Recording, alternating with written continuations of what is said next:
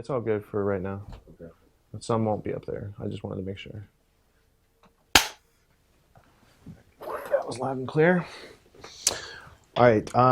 First, I would like to present you with a book. Not that you don't have enough books, but this particular book was written by a friend of Thomas Becket, and he wrote it for Thomas Becket. For Thomas Becket didn't have, in this author's opinion, enough intellectual self-defense to do what he was doing, and he was trying to help him out. And his name is John of Salisbury, and it was written in the 12th century. And I thought, if there was such a thing as reincarnation, this guy reminds me of you, and that you would greatly enjoy this I will read it with pleasure. 12th century defense Thank you, Rich. of logic and reason in a time of irrationality. And I took the liberty of, just in the prologue, I marked a couple pages there that has some, there's a couple quotes in there where he basically lays out why he's doing it. I thought, I got a chuckle out of it, and I thought you could always use a good laugh now and then. This will be the very next thing I read. All right, now I have one last bit of housekeeping. Let me see. If you could read that to the camera while at the same time holding this mug, and it'll be the intro for the episode. Or you can change it however you like. Give me the high sign.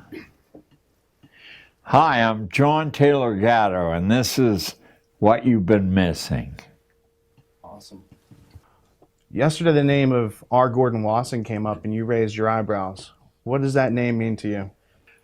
Well, it means to me soma, the magic mushroom, and that Wasson wasn't some fringe nut, but some Wall Street heavy hitter.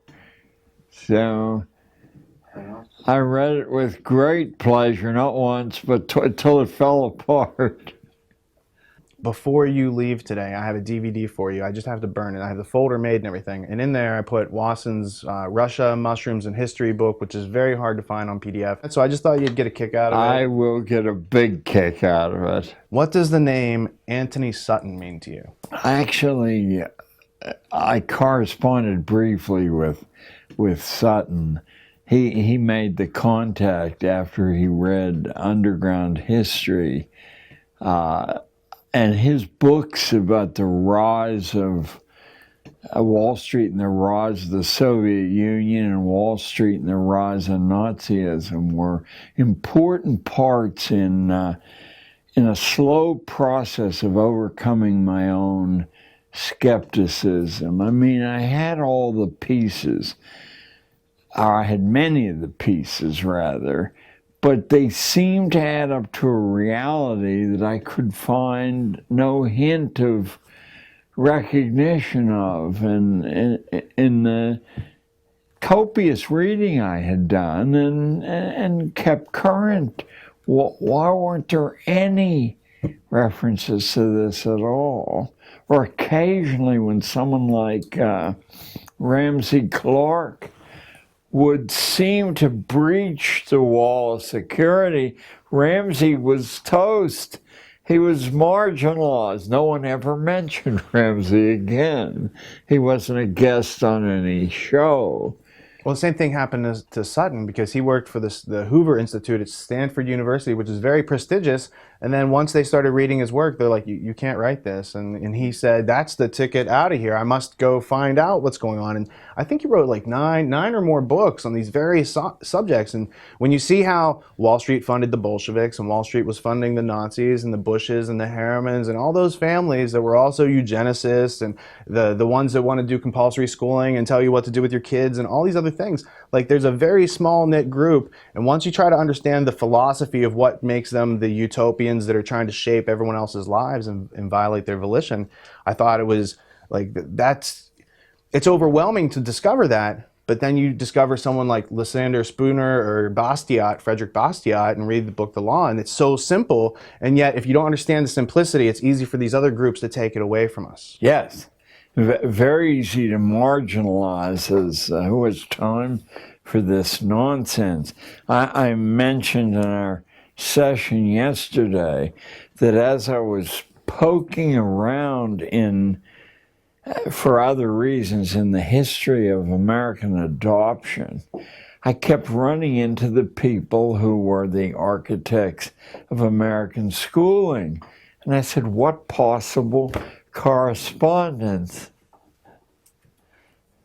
The chapter in Underground History, Daughters of the Barons of Runnymede, is actually a kind of lens into my brain trying to prove to myself there was some sense in following this road.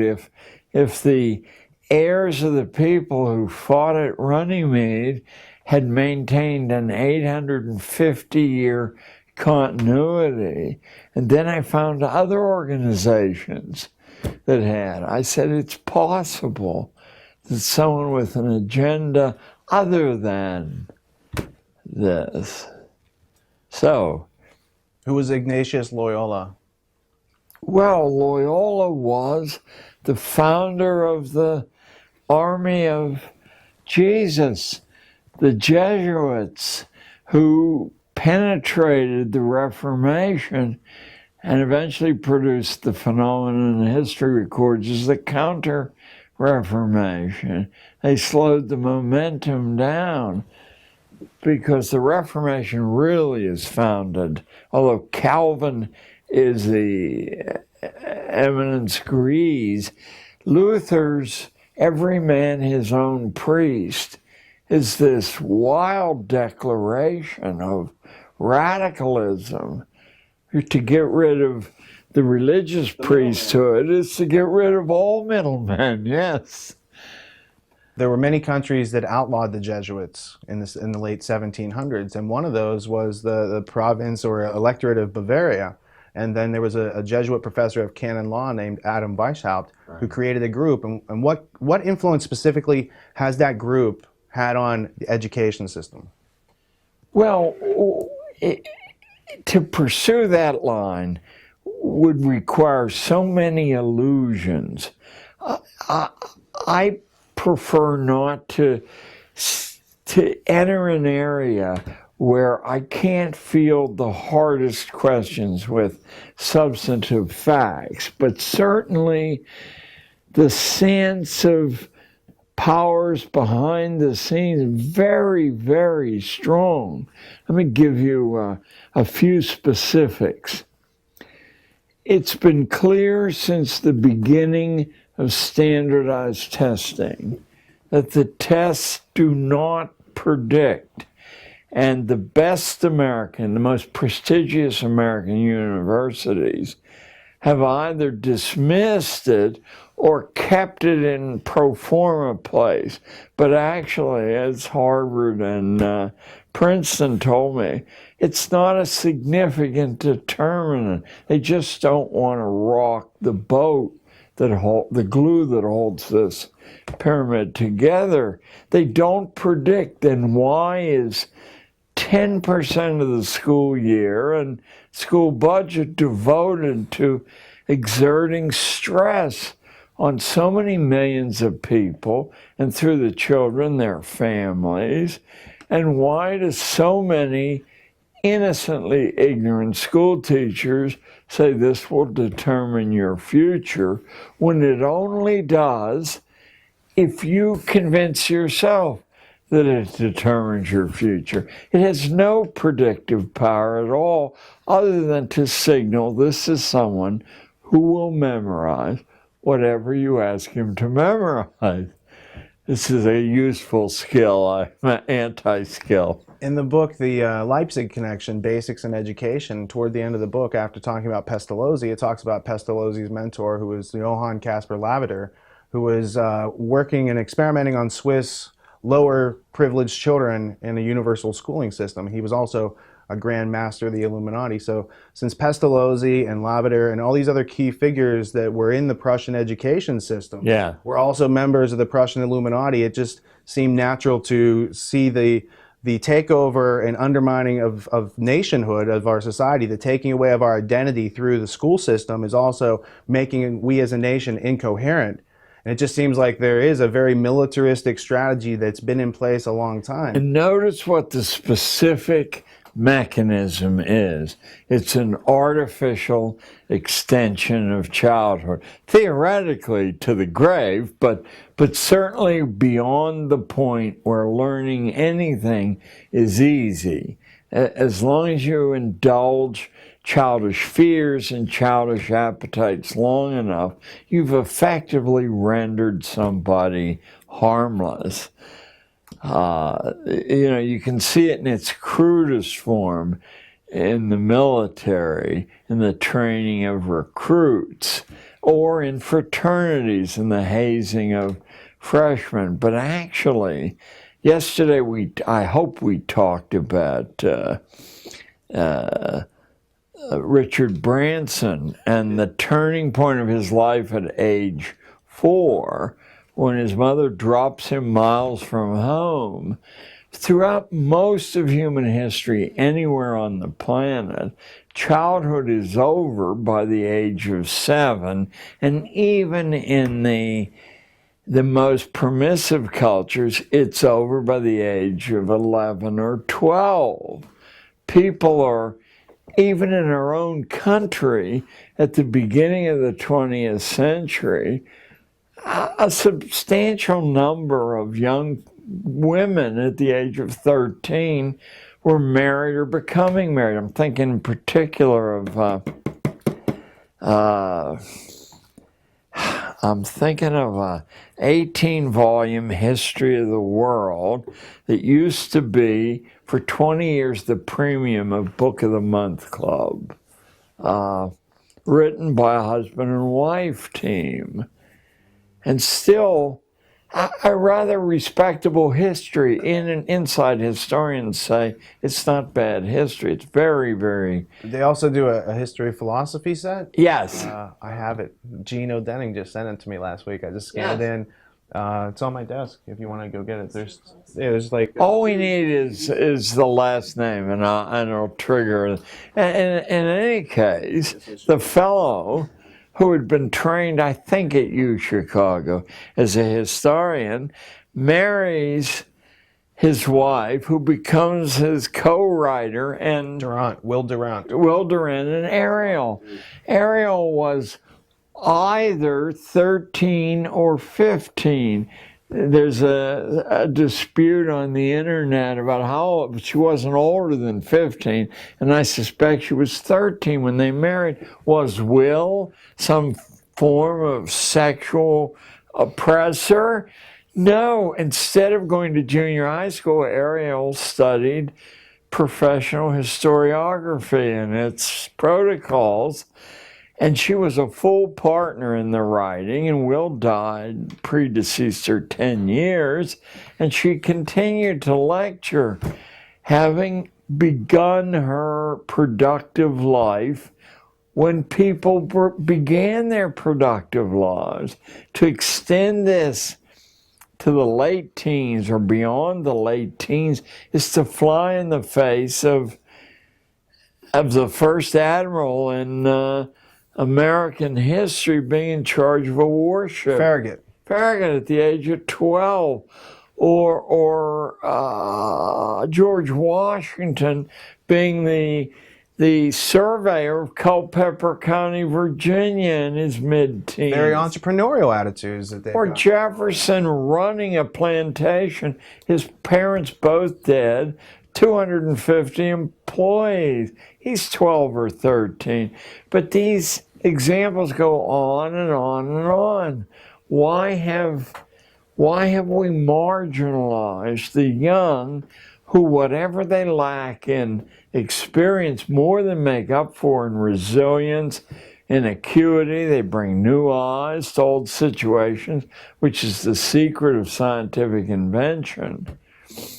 So it's done because they're the most dangerous. They're the least overlaid with these conditioning. And of course, that must have been understood way, way back in history. Alexander the Great, after all. You're observing that values has changed since the time of our founding fathers, who were literate, autonomous, entrepreneurial. They also grew hemp. They knew the value of Oh hemp to this my, country. George wrote he did it for medicinal purposes, so I assume it wasn't. And Jefferson traveled the planet collecting different strains, and they had contests, and they wrote letters about their, hey, I grown this strain, and it does this, and they're like competing. And so the fact that you're not taught about this in school, and the role that hemp played in making the sails and the clothing and everything was hemp Oh, dependent. it's a miraculous fiber. There are some rather sober accounts of the lengths to which the Hearst family went because they were the largest forest owners in the country. They supplied the wood pulp for newspapers, but hemp newspapers are infinitely superior to wood pulp, so that they moved heaven and earth to create the narrative of reefer madness.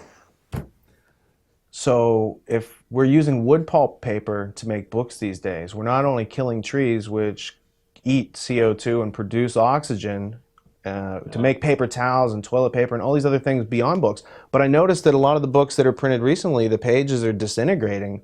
And when you get old books from the 1800s, 1700s that are printed on hemp paper, they're still pretty, existent. We have a Johnson's Dictionary from 1848. And it's not printed on the same wood pulp acid, paper that we have today. So can you comment on, they undermine education, but they're also undermining just our ability to get our hands on the books to educate ourselves, closing libraries and using types of paper that, basically turn to dust. Oh, yes. And there's been, since I've been in college in the 50s, there's been a prevailing wise guy ethic that you don't actually need to read these old books because there are plenty of abstracts, digests of these old books in existence, and that will give you the guts of the old book. Well, let's take Marcus Aurelius's Meditations. What the digests don't give you is the wealthiest, most powerful man in the world. I mean, I don't know if that confluence has ever existed after Aurelius, saying that nothing you can buy is worth having, and nobody you can order around with your power is worth associating with. That's a rather acid. So how old were you when you first met Marcus Aurelius? I was initially in translation in 6th grade in a coal mining town in western Pennsylvania, where it was offered in translation, and of course it's eminently readable. And then in 9th grade, there was an option of reading it in Latin or doing something else. So my mother insisted that I read it, Julius Caesar in Latin, Gallias omnes suis and partes tres, at 75, Quorum unum in colant Belgia. We had to memorize the early part of it. But Caesar's Gallic Wars isn't some old piece of fustian that, if you're an elitist, you read to plug into the ancient world. It establishes the principle that a weaker force can whip a larger force by dividing. And being better prepared. Yeah. You can set the larger force against one another. And you see that in schooling, the ordinary classes are set against one another by constant, meaningless testing and small, inconsequential prizes being given to the people who test best and wiggle their hands in the air, so that the ordinary classes are divided for a period of 12 years through meaningless competition. I noticed when I was in basic training in the Army and was told that I was going to learn in 3 hours how to take a rifle with 57 parts of blindfold and put it back together. I knew that I could not do that. I knew I could not do that. And yet, in a room with 500 other scared young people. We all did it. And they didn't say, and he finished first. You know, the important thing is, what do we learn that's enhanced by competition? I mean, what real do we learn? It gets in the way because now your rank becomes a factor rather than the quality of what you've learned. I made these ideas clear to 13-year-olds at all times and found that after about 90 days, they became as addicted to ideas and the whys of things as I was.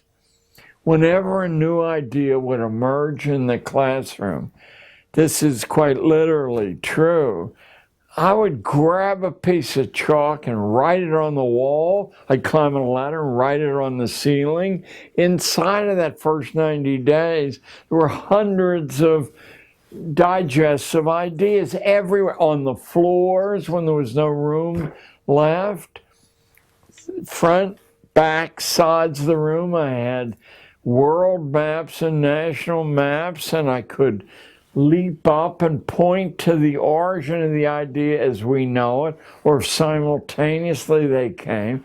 As I say, it was roughly 90 days when classes that were considered the stupidest, people who'd never eaten off a tablecloth in their life, were actually, they were hot to talk about ideas.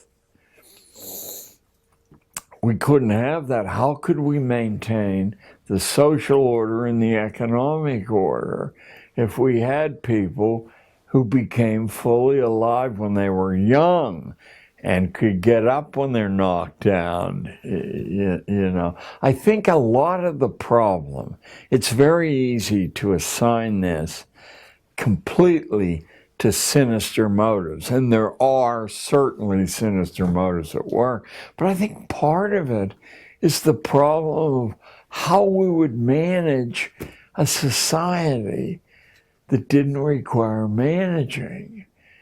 And I don't think anyone's been able to solve that problem. The early America probably did it better than anyone we have easy access to.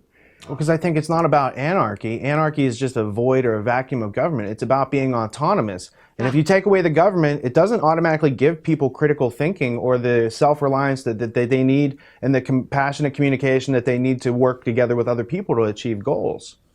Right. So, in your explanation of how you learned the most powerful lesson of doing the impossible, you knew you couldn't do that. And after an hour or so, you had just done something that you knew you couldn't do. I knew I couldn't do it. You took that experience and you taught younger people that they can do that because now they have more years. You had to be at least 18 to be in the Army. Now you're teaching 13-year-olds that the things that you know you can't do, you don't really know that. Right. And you need to get that up here first. Right. So the question that I would follow up with is, in your third interview on Gnostic Media with Jan Irvin, I heard you mention these words, trivium and quadrivium, and I thought it maybe is something that was off your radar, but you spoke eloquently about it. And so where do you have familiarity with the trivium and quadrivium, and what does it mean to you? I went to Jesuit boarding school in third grade, so I'm between the ages of 7.5 and 8.5 years old, and the curriculum,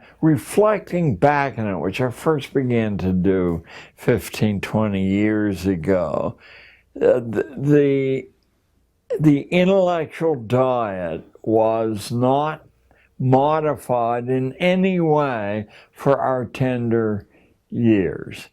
And the devices of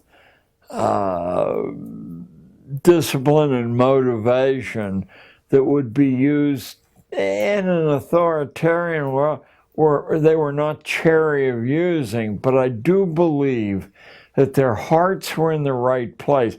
I remember being humiliated. I told you privately about this yesterday, by a Jesuit brother from St. Vincent's College, which is across the street from Xavier Academy, where I went and was beaten on a daily basis by the Ursuline nuns, sometimes for mispronouncing French there. But the brother was talking to us in the middle of the Second World War about the causes of the First World War. And he had written a list of causes on the board. I had a magnificent memory before drink intervened. And he said, could somebody face the back of the room now and tell us all the causes? And I, with my memory, I did, word for word. And he burst into harsh kind of laughter, and he said, you fool, you believed me. He erased the board and said, these are the causes of the war. Now could you do it? And now, chastened, I did, a lot less confidently. And this time, the room exploded with his scorn. He did it again. He erased the board. He said, you will never know the causes until you embed yourself into the primary documents and see how complicated a thing this is. That changed my life. I only wish I might have had a second year there, but before you can form your logical understanding, he said you need to get in check with the knowledge, the actual grammar. What are the artifacts? Yeah, where are these things documented? What's primary sources? And it probably has occurred to other groups, but the intellectual part of the universal Christian religion, the Catholic Church, had a respect for scholarship. And what happens as you collect data is that it forms itself into patterns. And if you record the patterns and test them to see that they hold true, eventually that suggests behaviors. So that they created two formulae, a basic formula which Dorothy Sayers, and I'd urge all your listeners to read her essay, The Lost Tools of Learning. She's a marvelous detective story writer, and the detective stories really aren't genre stories. They're a comedy of manners about the British upper classes, but the trivium was becoming comfortable with a pattern of thinking in which you could dispel confusion. And then the quadrivium was pushing it farther into specialized areas. One of the huge mistakes that schooling makes, even homeschooling, is to organize the agenda and the goals in terms of subject learnings: English, math, social studies, science, because those categories, while better than chaos, are so crude they tend to mask what you're actually after. Take the universal study of the English language. What you're after is a mastery of the written language, the spoken language, and your own writing. So you've got these three divisions, and now if you're after those things, your measurement's not through memory, it's through performance, which is so much more accurate. As we spoke about a little earlier in this session, the standardized tests aren't predictive, and every first-class university knows that. You don't select people because they scored here on the SATs or whatever other tests are administered, because they end up disappointing you. And you waste people who who actually... In real life, we don't use standardized tests to make decisions, whereas you actually do use the trivium to observe, to process that information, and to make informed decisions. Right. And while there are personal variants, so I think the fundamental thing, as every philosopher in human history has said, is know yourself. This is the fundament. Now you can take principles like trivium and quadrivium, and you can do a personal adaptation of the, you know how they will work for you. But the course I actually followed at the beginning was to say, I know this is not good for the kids I've been hired to teach. And where will I find an unerring structure? I said, obviously it will be in the most expensive elite private boarding schools.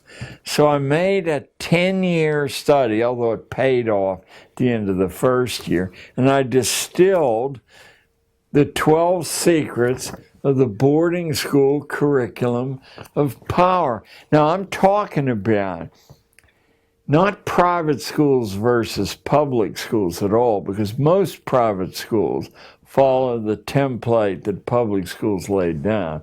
I'm talking about the inner circle, 20 or so. Let me just name a few of them. I'm talking about Groton, where Franklin Delano Roosevelt emerged. I'm talking about St. Paul's, where the senator from Massachusetts who ran for president, the tall, skinny guy, John Kerry, emerged. I'm talking about Andover, where the Bush family went. I'm talking about Choate, where John F. Kennedy emerged. I'm talking about one that not one person in 10,000 has ever heard of, Episcopal in Virginia, where John McCain, the populist, give me a break, emerged. I learned about Episcopal from the sports section of a newspaper.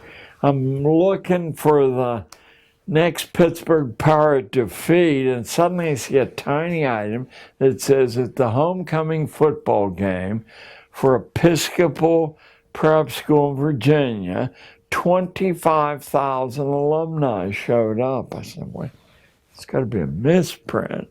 I mean, I can understand 1,000, 25,000 people came from all over the world for a high school alumni game. So now I start to look and I discover that Episcopal, it's the naked revelation of the importance of religious tradition in upscale education. Over half of the elite boarding schools in the country, and all of the inner circle ones, are grounded on religion, almost all on the Anglican religion, which isn't faith-based. It was put together by committees arguing about what must have been in God's mind. But also there's a respectable number that are Quaker-based. Now here we're talking about a tiny fraction of the population, no more than 100,000 people. It's produced in the 20th century 2 presidents. How is that even possible? Statistically, what would a bookie say the odds of this little splinter group, who we all are taught are innocent and unworldly and pious? Well, so anyway, so I got the 12. I'd like to, if possible, go through a few of these because I adapted them instantly to Harlem kids and almost immediately began to produce results. It was roughly 90 days because at first Harlem kids don't believe that anything useful to them is going to happen in a school. But after about 90 days, these kids start winning competitions with the inner circle kids of the Upper West Side of Manhattan. Instead of being amazed and wondered about, I'm called in and accused of child abuse. What on earth are these people doing? You must have written that for. I said, I will confess, I corrected the spelling and the punctuation. But that steel trap set of ideas proving the case is not mine. I'm not up to that standard there. So I began to get hot water ever since. Let me share a few of these. We all are vaguely aware that literacy is at the heart of an intellectual inner life. But what we don't understand is that prior to the First World War, literacy commonly was divided into passive literacy, reading, and active literacy, speaking and writing. And none of us are aware that in colonial days, to teach active literacy to ordinary people was a crime. Why? Because reading, you're locked in your own head, and you still have the benefit of being able to read the boss's instructions about what to do.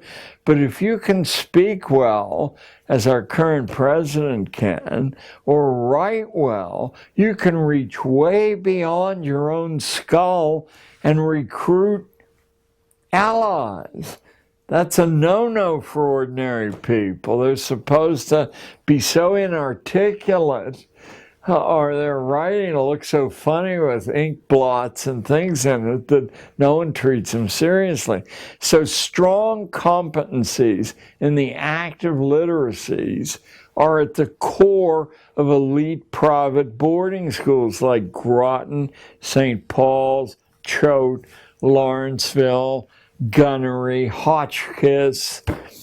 And each one of those schools, by the way, has some legendary tycoon as a patron, or sometimes more than one. Canton, Connecticut is J.P. Morgan's baby. So, and this is in no particular order. Insight into all institutional forms. You're supposed to know the logic, the steps that we arrived at a prison system or a library system or all the military system, obviously. Third, here's a secret. Some of your listeners, watchers, viewers will be school teachers. And if you teach history or literature, you will run into a great deal of difficulty moving kids. But if you approach those subjects and share this with the kids, that what we're after here is not a good story or memorizing details from Jane Austen for the test.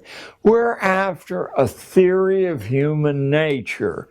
And anyone who's written a book that lasts more than their own time has spent years closely observing people in interaction, and the trace left behind is an insight that you might spend a lifetime and never have. So that's what we're after, a theory of human nature drawn from history or philosophy or literature or law, or the greatest trove that's unexamined is theology. I used to go to auctions, and there'd be boxes of religious books, 50 cents or $1 from a century ago, and nobody wanted them at auctions. But I bought them because they were cheap, and one day I have a barn in upstate New York. I picked one up idly, and I was in the hands of an intense thinker who was drawing on all history and philosophy to create an insight into human nature there. And I said, interesting that theology is something that we don't regard at all if we're ordinary people. So a few other of the secrets of the boarding school curriculum of power. Mastery of the social forms.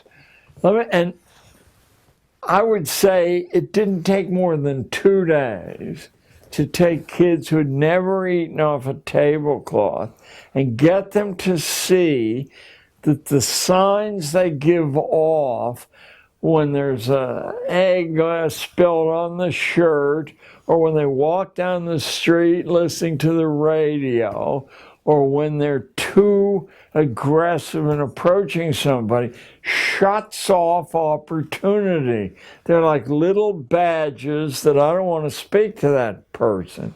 And a lot of what we consider as racial or ethnic prejudice is simply that the disguise of these social forms is unknown to the person who then is discriminated against. And I said, don't believe me. I said, I'm going to instruct you in a superficial gloss of how to approach people, and then the intellectual excuse we'll use is I'm sending you out of school for days to gather data for statistical processing. We're going to test the local comparison with what the New York Times says the nation is thinking. And I'll teach you the elementary statistics in one class session that you need. And it's a legitimate project, but meanwhile, you don't want to approach somebody and have them jump back or say, if you don't get away from me, I'll call the police. And that's what you think will happen because of the overt racial prejudice on the liberal west side of Manhattan. But it won't happen, I guarantee. Nor did it. Nor did it. The transition, I won't say it was 100%, but it surely was 80% simply from having a gloss on these social forms. And then this should tickle people watching this segment. Then suddenly I saw that the rules of access to the great institutions of New York City by young people, which required, let's say at the Sub-Treasury building where the gold is kept down in Wall Street, 1 teacher for every 5 students. Well, a public school class of 30 students, you're not going to muster 6 teachers. But I said to the kids, how do they know you're not a teacher? Well, we're only 13. Nobody knows that. They know it because you're chewing gum with your mouth open. They know it because you're scratching your head. They know it because you slouch. They know it because you giggle. They know it because you carry a notebook that falls on the ground every few minutes and paper goes everywhere. Why don't we master what a college student, who could be a student teacher, what signs they would give off? They'd carry a clipboard. They'd cock it at an arrogant angle on their hip. They would be slightly nasty in taking attendance every few minutes, or saying, when your mother hears about this, Jack. I said, let's see if we can pick 5 people out of this class and penetrate security at the Sub-Treasury building, at the mayor's office, anywhere. We were never caught. Not once. Now, the Bronx Zoo says 1 for every 15 kids. But how are you going to even get 2 teachers to take kids to the Bronx Zoo? Well, it's easy if the kids can shift from being 13 to being arrogant college student teachers. Never caught in 8 years of doing this. Well, that's real self-esteem. It gives them real confidence from experience. And to be able to go into Columbia, sit in the back of a class, and see what college is like before you have to go to college takes away a lot of anxiety. Now, I don't know why you said that, but okay. We were only 20 blocks from Columbia, and I have a degree from Columbia, so I understood that the law school classes, there are 300 people in these banks of seats, And the only way, no one takes attendance there. Your grades on the test are evidence of whether you've been attending or not. But if you sit there slouch and pulling gum out of your mouth, yeah, someone will say, "Who are you?" Never caught once. So our age, this artificial extension of childhood that we talked about at the beginning of this particular session, is a secret of crowd control where people become their own prisoners by adopting the cultural signs that they're immature or they're not of our group, and simply by seeing these things as languages. There isn't one English language. There are 10 that are modified according to the, and someone like Obama, how, I'm not sure, they understand this and they can shift effortlessly from one idiom to another. And I would say that to the kids. I would say, look, here's why you're reading English poetry. Now, there are a lot of reasons, but here's why we're doing it. You're going to find that the ordinary unit of meaning in the English language is 3 hard stresses long, or sometimes 4, but often it's 2, 3, or 4. But as you enter the realm of intellect and you have more to say or more nuances to say, you need larger units of meaning. 5, that's iambic pentameter.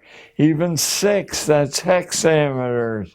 There, the Greeks used 7 septameters, and I want you to feel that, and you'll feel it by reading and memorizing some of this poetry. You'll have the models built into your head to shift back and forth according to your audience there.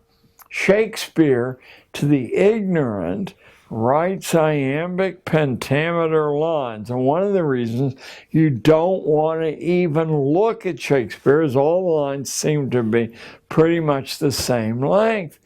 But I'm going to teach you something that he knew 4 centuries ago. It looks like they're all the same length, but there's a breath pause in this speech after 2 hard beats. The next breath pause is 12 before you've delivered your meaning. 3, 4. There's this inner jazz at work underneath this regular pattern. You can learn to do that. Once someone exposes the secret to you, that's half the game. And the other half of the game is simply building the models into yourself so you don't have to think, now here. And yet we used an exercise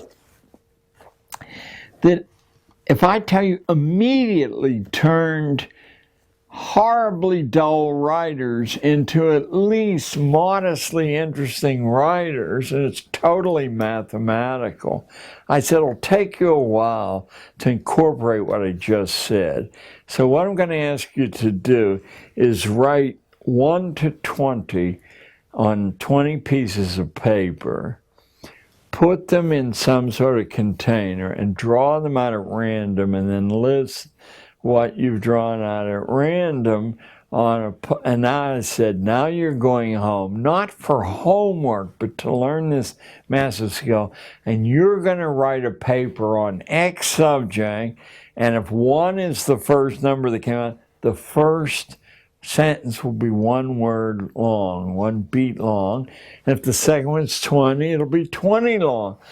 Immediately, remember, I had to read 120 of these things at a time. And one of the reasons they were horrible is everyone had either a 3 or a 4 unit or a mixture in there. Now they had the kind of jazz that readers aren't completely conscious of, but they record as something interesting about, even when he's writing about a milk separator. And you as a filmmaker, remember Eisenstein's film of the peasants watching milk being separated on a Russian farm in the 1920s. Why is it so awfully interesting? Because he understood things, that the eye is looking at the movement of light around the screen. It's looking at entrances and exits. 13-year-old kids from Harlem can master these secrets just as well as 25-year-old Harvard students can. And then they become preternaturally sophisticated. What on earth? How do you know these things? Because they're our birthright. We're biologically equipped to learn this way, unless somebody sticks their oar in and intervenes and says, read Jack London and memorize.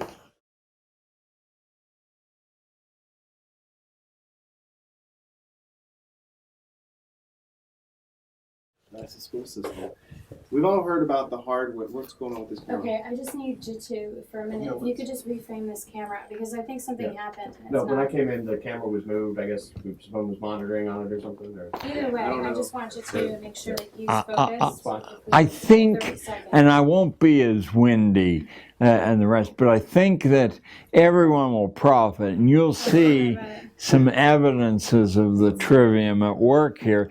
These are the 12 secrets of the elite boarding school curriculum of power. Are we on yet, or? Just 1 second. We'll be back on.